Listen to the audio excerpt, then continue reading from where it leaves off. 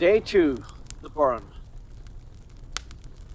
When they woke up the next morning, it was a new spot. The wolfhound appeared to shrug. "The faeries must be helping you," he said. "Ireland is too big to walk across in just a few days. 171 miles across and 302 miles long. It is about the size of the state of Indiana." The kids exchanged glances. How did he know that? "Where are we?" asked Robert. "We're in the province of Munster," replied the wolfhound. "Great," said Susan. "We can get our next acorn. Let's look around." After breakfast, the children headed off. Before long, they came across lots of rock and a few trees. "Where are we?" asked Jane. We are in the Burren," said the wolfhound. "Is this the basalt rock we're looking for?" asked James. "No," said the wolfhound. "This is limestone. There is very little on top of the limestone." "It doesn't look like anything can grow here," said James. "Actually," replied the wolfhound, "although it looks barren, 70% of all the native plants of Ireland are found here. Look at this plant," Robert motioned. "It's pretty cool." "That is an autumn lady's tresses," said the wolfhound. "It is a type of orchid." "How about these?" asked Jane. "Those little flowers are Irish eyebright," replied the wolfhound. "They treat inflammation from coughs and colds and sinus infections." "This little flower can do all that?" asked Susan. "Yes," replied the wolfhound. "Before your modern medicine, plants supplied healing.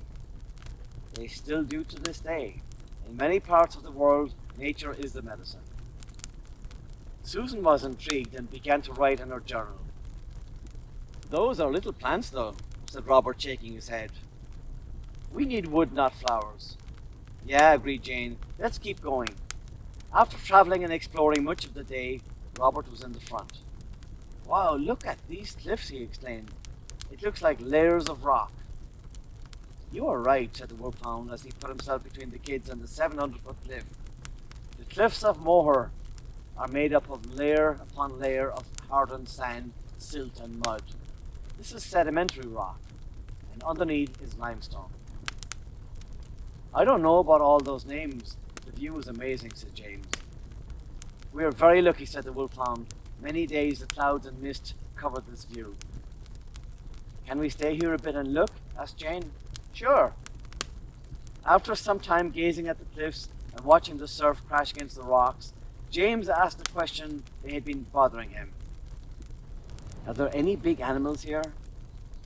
The wolfhound cocked his head at him. "You mean besides me?"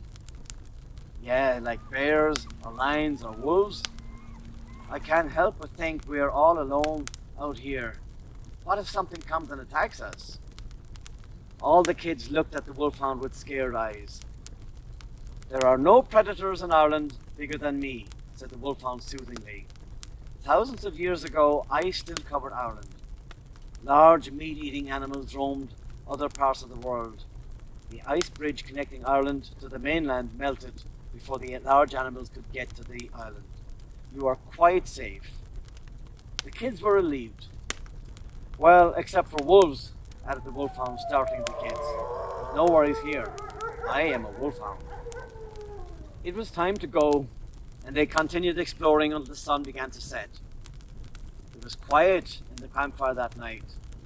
They spent an entire day looking and didn't find anything on their list. "Yes," the wolfhound said, "the west of Ireland has less resources than the east. It is much harder to survive here." "What was that bird we saw earlier today with the yellow head and black-tipped wings?" asked Susan. "They kept diving in the water after fish." "Oh, that's a gannet," answered the wolfhound. "What about the black and white bird?" asked James. "That's a common guillemot. They are seabirds. They spend the winters on the ocean." "You mean they live on the water? How do they sleep?" asked Jane. "How do they stay warm?" wondered Robert. The wolfhound cocked his head. "They sleep on the water, and they have down on their skin to keep them warm." Susan frowned but remained silent. The kids pulled out their sleeping bags and settled in for the night.